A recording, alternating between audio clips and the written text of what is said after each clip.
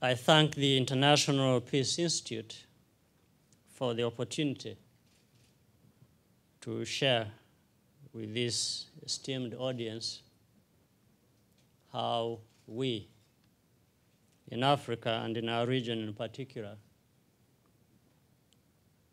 are pushing the boundaries of peace, reconciliation, and development.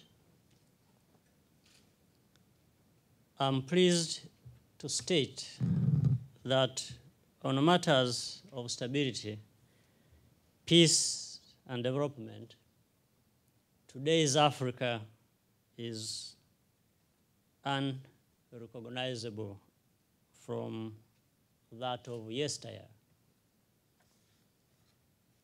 Like other parts of the world, present-day preoccupation in Africa revolves around creating prosperity, especially strategies to mitigate the ongoing global economic crisis, including strengthening markets, regional integration, productivity, competitiveness, science, technology, and innovation. Greater peace and security are part of the recent achievements that are enabling most African countries to sustain economic growth rates of above 5%. This has been the case in the last half a decade or so before the current global economic crisis.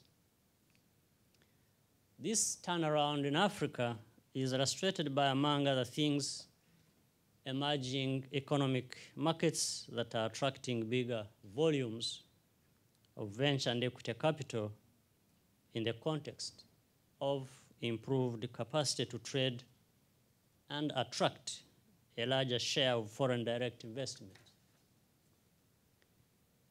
Africa's sources of trade and investment, in the meantime, have been broadening beyond our traditional partners of North America and Western Europe.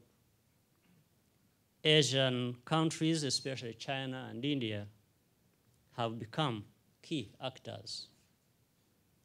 More importantly, Africa's own private sector has been gaining strength in most sectors, notably in the mobile telecommunications, where several African companies have become highly profitable transnational operators.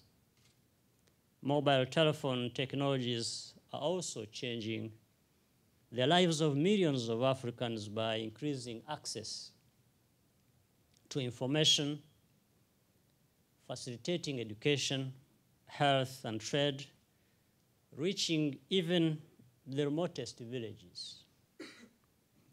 A good indication of our continent's recent developmental milestone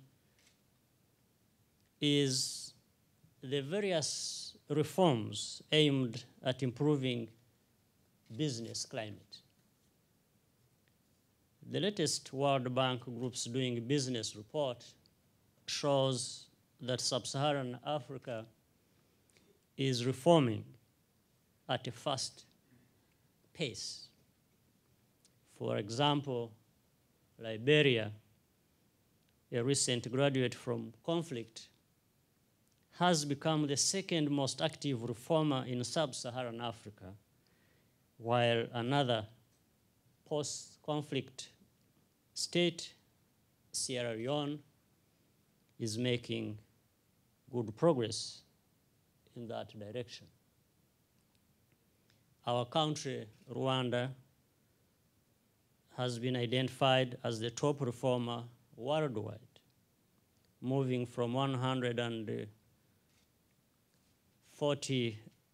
position to 67th out of 183 countries. Yes, our continent still has a long way to go in recovering from decades of endemic conflict. There were times from the 1970s to the early 1990s when there was neither peace to keep nor regional or continental institutions to keep the peace. With the exception of a few conflict hotspots, Africa is a different place today. The establishment of the African Union with a fundamentally different vision and mindset from its predecessor, the Organization of African Unity, is indicative of this significant shift.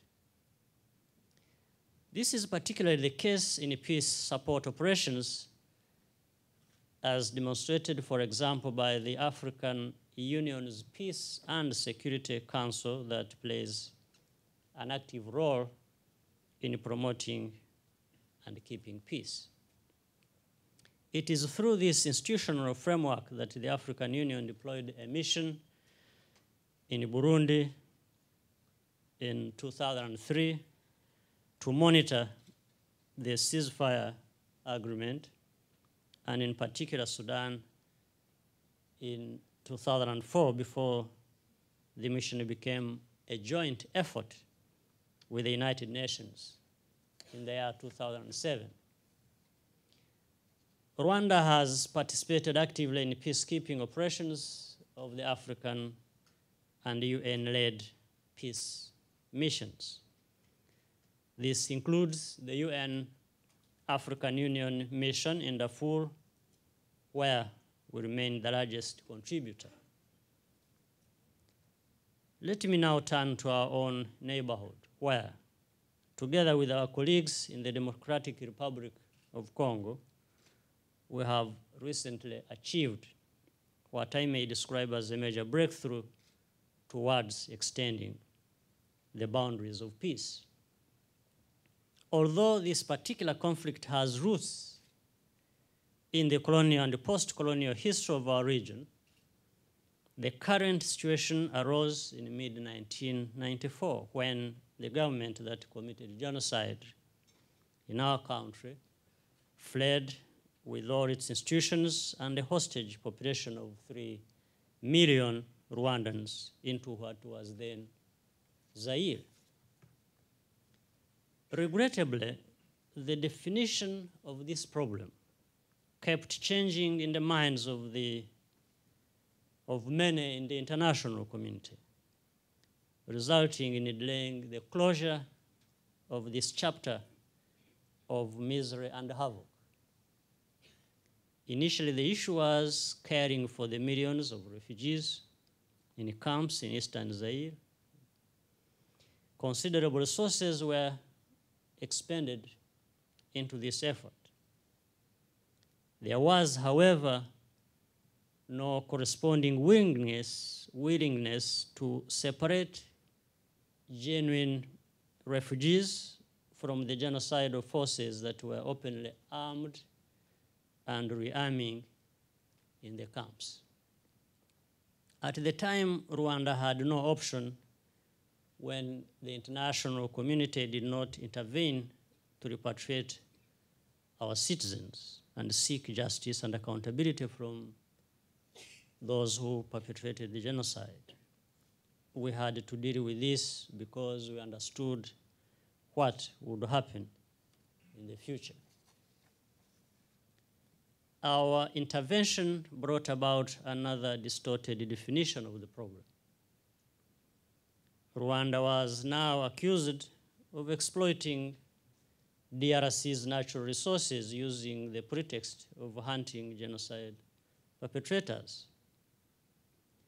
Numerous reports on this subject were written by the experts. All of them were false and were not worthy of the resources and time spent on them.